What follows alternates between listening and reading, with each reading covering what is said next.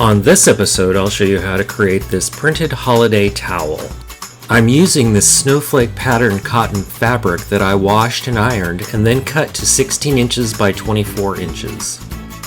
I place the fabric on a tile and apply green permanent ink to my Judican's string tree rubber stamp by tapping the pad on the stamp.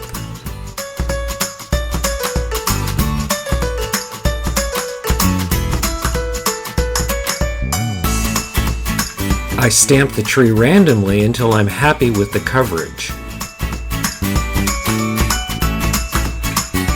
I'm going for a minimalist look here, but you can add more images in different colors if you wish. Have fun with them.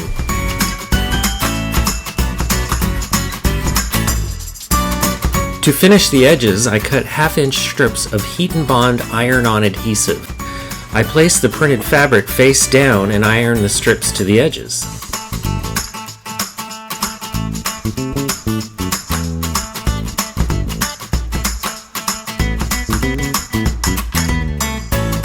I remove the adhesive's paper backing, fold over the edges, and set them with the iron.